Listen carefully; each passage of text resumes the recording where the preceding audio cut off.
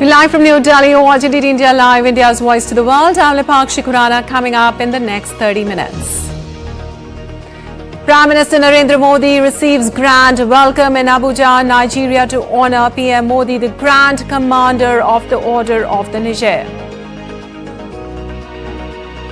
Ready to work with Trump administration, she tells Biden in Peru. Hezbollah claims several rocket attacks on northern Israel, saying it targeted military sites in Haifa, Israel pummeled South Beirut. And in tennis, Sinner demolished Rudd in straight sets to set a final showdown with Fritz at ATP finals.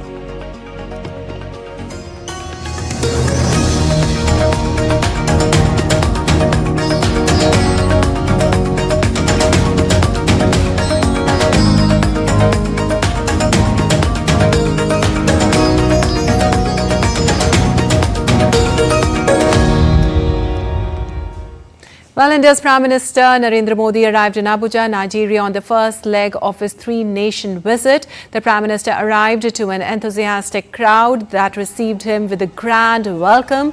PM Modi was warmly welcomed by Nyesom Ezenwo-Wike, Minister of our Federal Capital Territory, upon his arrival in Abuja.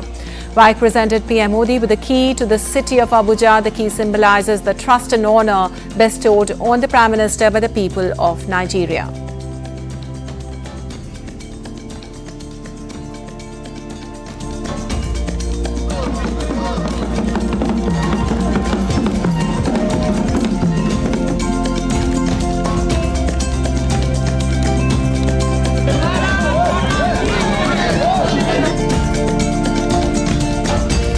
The Marathi community in Nigeria thanked PM Modi for according classical language status to Marathi. A traditional Lavani dance was performed in front of the Prime Minister.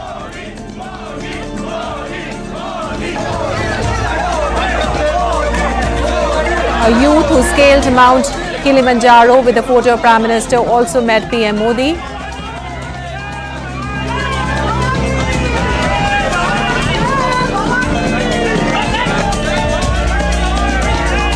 The Indian diaspora was buzzing with excitement upon the arrival of PM Modi. Several members of the diaspora were seen holding Indian flags and chanting Bharat Mata Ki Jai with palpable excitement. Prime Minister Modi is scheduled to hold bilateral discussions with Nigerian leadership to strengthen the ties between both the countries.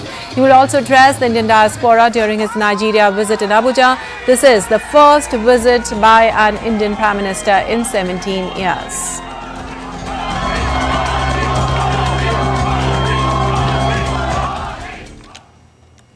Well, Nigeria will honour India's Prime Minister Modi with its award, the Grand Commander of the Order of the Niger. This marks the 17th international award conferred on PM Modi by a foreign nation. PM Modi will be the second foreign dignitary to receive this honour. Queen Elizabeth was the only foreign dignitary who has been awarded GCON in 1969.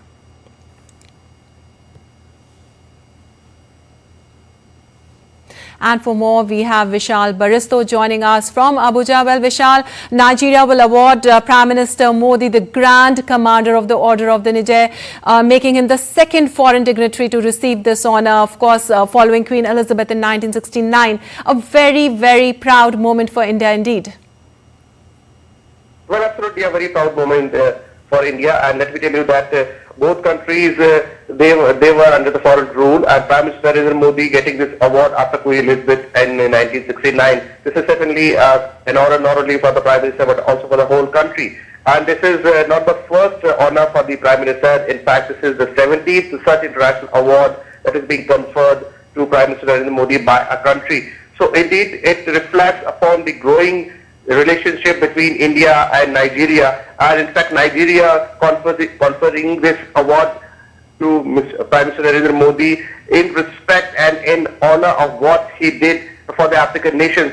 We all know that Nigeria was invited as a guest country at the G20 platform during the G20 summit in Delhi, and then it has also been invited at the G20 summit in Brazil, and in fact it was on the initiation taken by India and call taken by India that African nations should also be included into G20, that Nigeria has also reciprocated. And Prime Minister Modi is here on the invitation of the President of Nigeria, and this invitation is also a kind of respect, a show of respect and honor to the Prime Minister, which is because the Prime Minister would be coming, is here after 17 years. And this is what Nigeria felt after the initiation taken by India at the G20 summit. And we all know that Nigeria now has a new president, there's a new regime in Nigeria. So definitely this honor coming from a new regime, it reflects the kind of authority and respect Prime Minister Narendra Modi deserves and also enjoys across global south. All right. Also, Vishal, this visit is the first by an Indian Prime Minister to Nigeria, as we mentioned also in 17 years. PM was also presented with the key to the city of Abuja. Tell us the significance and what all is lined up for today.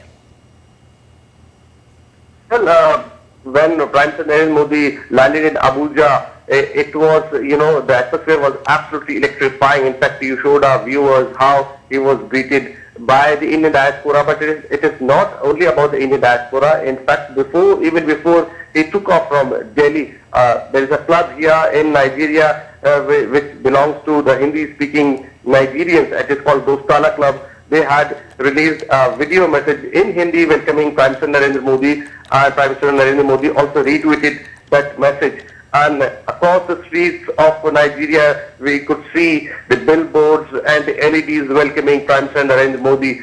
Today, Prime Minister Narendra Modi would be visiting the President Villa and will have a tete-a-tete with the President of Nigeria. And later in the day, he would also be having an interaction with the Indian diaspora at the Congress Hall here at the Transcorp Hilton Hotel in Abuja. Now, giving him the key to Abuja is certainly a reflection of what the strength that India enjoys here in Nigeria, because the Indian companies, which are 200 in number, and they are the second largest employer of Nigerians, which is a great thing and also a great honor for India, because the Indian companies are the second largest employer after the federal government. So this shows the growing strength between the two relations of India and Nigeria. The bilateral relations is growing very stronger. But before Prime Minister landed in Nigeria,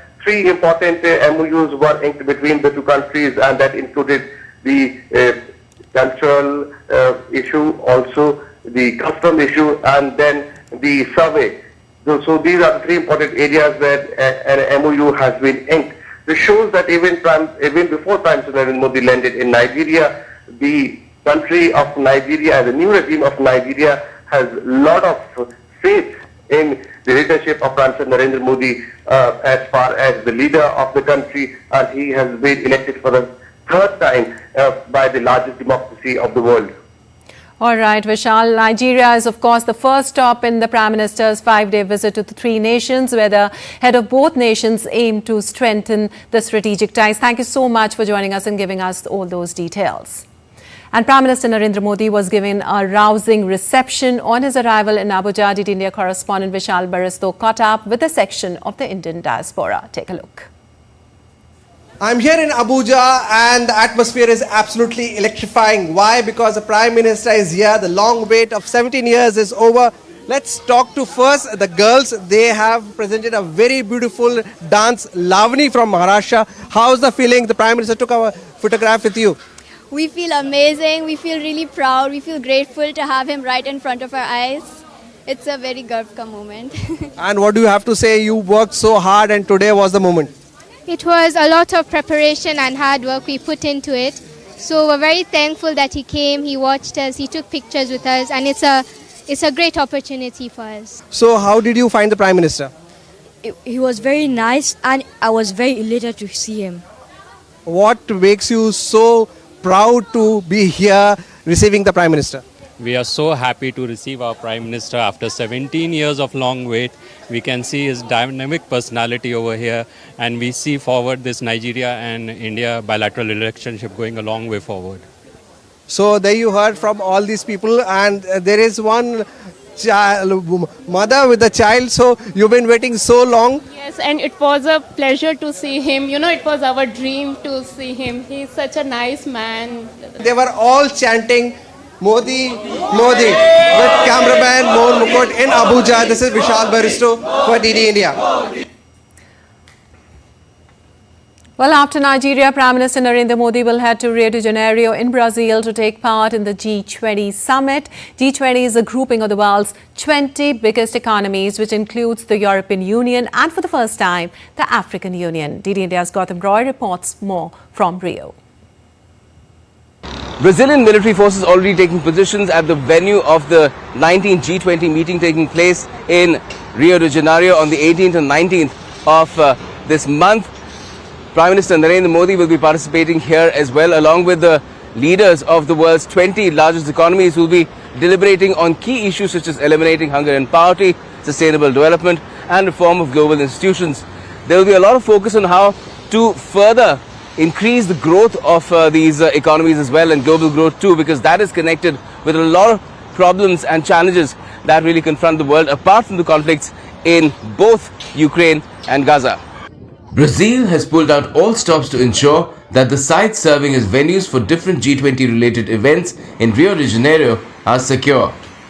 Be it land, sea or air, Brazilian Army, Navy and Air Force, in collaboration with the state government, municipal authorities, various agencies and public security organizations have all been brought to muster. The nation's president, Luiz Inácio Lula da Silva, has invoked guarantee of law and order or GLO special powers, under which the army alone has deployed over 7,500 troops all over the city. They are not only guarding dignitaries and venues, but also working to thwart terrorists, cyber attacks and drones. The Navy is providing maritime security by controlling access to cities' ports, safeguarding coastal areas, protecting critical infrastructure and supporting ground operations. Christ the Redeemer watches over Rio all the time. But for the G20 summit, where delegates of over 60 nations and heads of state and government of over 40 countries are gathering, nothing is being left to chance. Be it the air, the sea or the land, the Army, Navy and the Air Force are going to be watching all proceedings very, very closely to ensure that everything takes place very smoothly without any incident. With camera person Loknath, Gautam Roy, Rio, Brazil, DD India. Well, Brazilian President Luiz Inácio Lula da Silva met with United Nations Secretary General Antonio Guterres in Rio de Janeiro for the first bilateral meeting of the G20. The Brazilian President and the UN Secretary General discussed the G20 social, the agenda of the G20 summit, the progress of COP29 and the ongoing climate and environment negotiations in Baku, Azerbaijan, which are taking place in parallel with the G20 activities. And Chinese President Xi Jinping on Saturday pledged to work with the incoming administration of U.S. President-elect Donald Trump, highlighting the importance of maintaining stability in the U.S.-China relations. His remarks came during a meeting with outgoing U.S. President Joe Biden on the sidelines of the Asia-Pacific Economic Cooperation Forum in Lima, Peru, for the first time in 7 months. Acknowledging ups and downs between the countries, Xi said China's goal of a stable, healthy and sustainable China-U.S. relationship remains unchanged. Whereas Biden told Xi that the two leaders haven't always agreed, but their discussions have been frank and candid. China is ready to work with the new US administration to maintain communication, expand the cooperation, and manage differences so as to strive for a steady transition of the China-US relationship for the benefit of the two peoples. China-US relations is critical not only to the interest of the Chinese and American peoples, but also to the future and destiny of the entire humanity. I once had to count up the number of hours you and I spent alone together. I remember being on the Tibetan Plateau with you, and I remember being in Beijing, I remember all over the world. And both as first as vice president, then as president. We haven't always agreed, but Our conversations have always been candid and always been frank. We have never kidded one another. We've been level with one another. I think that's vital. These conversations prevent miscalculations, and they ensure the competition between our two countries will not veer into conflict. Be competition, not conflict. Well, the 31st Asia-Pacific Economic Cooperation Summit ended in Peru's capital Lima with leaders including U.S. President Joe Biden and China's Xi Jinping posing for a group photo. Peruvian President Dina Boluarte closes the summit and highlighted the summit's importance in strengthening international ties. South Korea's President Yoon Suk Yeol will host next year's summit in Gyeongju. Furthermore, she emphasized the need for free trade amid rising protectionism and announced China will host the 2026 summit. Discussions also focused on the implications of Donald Trump's return to U.S. presidency in January. And moving on, updates on West Asia conflict now. Israel on Saturday said it partly intercepted about 10 projectiles from Lebanon in the area of Haifa Bay. Israel's military said 2 people were injured when a synagogue was hit on Saturday in the northern coastal city of Haifa following a heavy rocket barrage by Hezbollah group. This is yet another clear example of Hezbollah's deliberate targeting of Israeli civilians, the military said in a statement, while Hezbollah claimed several rocket attacks on northern Israel, saying it targeted military sites, including a naval base in the Haifa area. And 2 flares landed near Israeli Prime Minister Benjamin Netanyahu's residence on Saturday in the central town of Caesarea, security services said, describing the incident as serious. Neither Netanyahu nor his family were present and there was no damage reported, it added in a statement. Israel's President Isaac Herzog condemned the incident in a post on X and said an investigation was underway. Well, the swearing-in ceremony for the new cabinet of the government will be held tomorrow at the Presidential Secretariat in the presence of President Anura Kumara Dissanayake. Local media reports suggest that the president plans to appoint a 23-member cabinet retaining the key portfolios of defense and finance under his leadership. According to the reports, Dr. Harini Amarasuriya is set to be reappointed as Prime Minister, while Vijeta Herath will continue in his role as Foreign Minister. The ruling National People's Power Alliance won a landslide at the parliamentary election, winning 159 out of 225 seats, increasing their tally from 3 seats. Early in September, NPP leader Anura Kumara Dissanayake won the presidential election, riding on an anti-corruption and economic reforms campaign. And still to come in this edition of DT India Live. India's Defence Research and Development Organisation, DRDO, successfully test fires long-range hypersonic missile. Shubman Gill's thumb fractured in a training session in Perth ahead of first test against Australia. And lanterns light up Thailand's night sky as it celebrates its traditional Yipeng festival.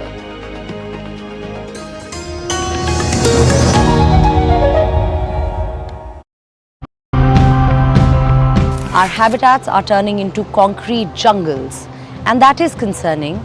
But there is hope even in this grim reality. Our rivers are like lifelines. They are spaces for humans, for biodiversity. And yes, we have neglected them so far, but really that's an opportunity for us to restore them to their natural conditions. We now have species that can adapt by conserving the water they have instead of letting it evaporate and being easy to care for. We have always been farmers in my family. We used to do chemical farming with hybrid seed varieties. But now, we have switched to organic farming with natural seeds. This embankment will be removed and the river will be widened to cover the grassland up to the wider flood embankments on both the Swiss and Austrian side.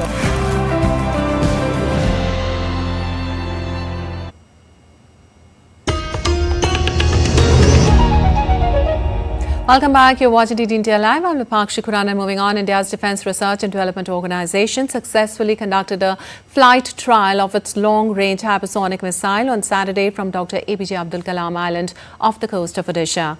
The missile was tracked by various range systems deployed in multiple domains. The flight data obtained from downrange ship stations confirmed the successful terminal maneuvers and impact with a high degree of accuracy. This hypersonic missile is designed to carry various payloads for ranges greater than 1500 km for all the services of the Indian Armed Forces. India's Defence Minister Rajnath Singh congratulated DRDO for the successful flight trial of the country's first long-range hypersonic mission.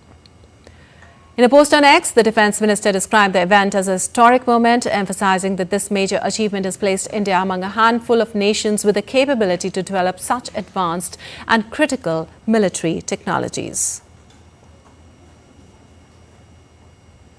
Well, India has achieved a major milestone by successfully conducting flight trial of long-range hypersonic missile from Dr. APJ Abdul Kalam Island off the coast of Odisha. Defence expert Tanveer Singh provides us valuable insight into how the hypersonic missile works regardless of the various challenges.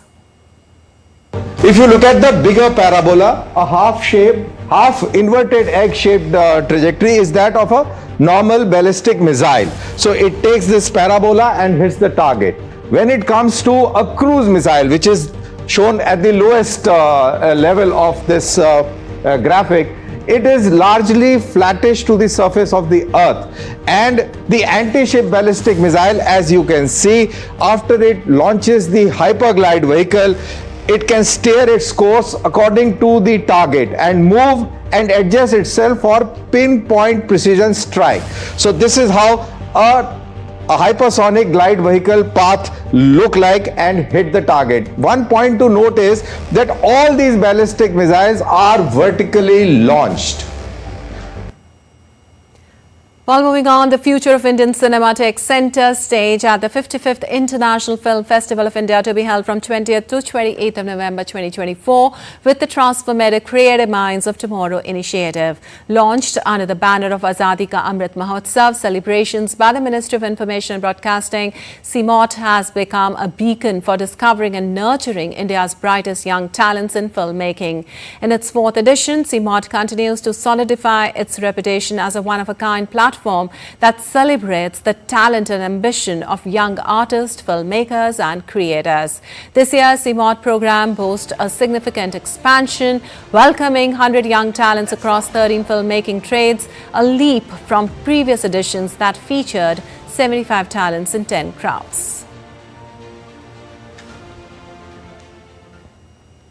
And Meghalaya Chief Minister Conrad K. Sangma and Union Donor Minister Jyotiraditya Scindia on Friday announced the foundation for the Skywalk project at Mokdok in East Khasi Hills at the Shillong Cherry Blossom Festival. Take a look. The state government of Northeast India's Meghalaya has announced plans to introduce a skywalk at Mokdok in the East Khasi Hills. The announcement marked a significant move to boost tourism in the region. The new project is expected to attract more visitors to the scenic area. Stating that the government aims to promote Meghalaya to the world, the Meghalaya CM said that the partnership with Japan is very special and would take the festival to a new level. And would like to thank the Honourable Minister for having sanctioned this particular project, and a great honour that he is himself laying the foundation for this particular iconic Skywalk project at Mokdok. Declaring the Japan Arena open, India's Development of Northeastern Region Minister Jyotiraditya Scindia thanked Japan for their close relationship with India.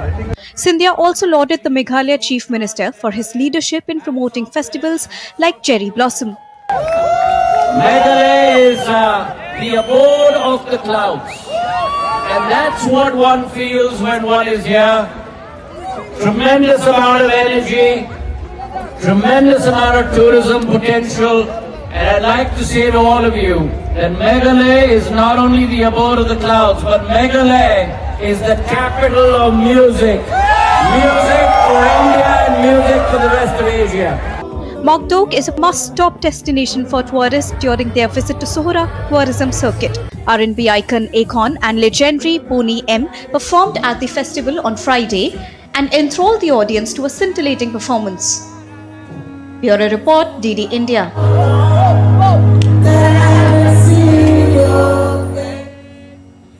And on to some sports news now. World number 1 Jannik Sinner outclassed Norway's Kasper Ruud on Saturday to set up an ATP final title decider against Taylor Fritz.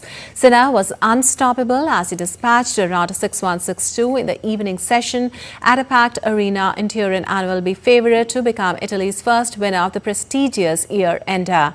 The 23-year-old was razor sharp against Ruud and was in complete control after breaking serve in the second game. He reached the final without dropping a set. Though clouded by an anti-doping controversy, Sinner has won 25 of his last 26 matches in the court. The second semi-final was a stark contrast to the first, in which Fritz and world number 2 Alexander Zverev of Germany were involved in a ferocious slugfest, with the American winning 6-3, 3-6, 7-6. And Thailand celebrated its traditional Yi Peng festival, lighting up the night sky on Saturday. Thousands of Thai tourists lit lanterns at the infamous tourist hotspot Chiang Mai. It is believed that releasing them will take away bad luck.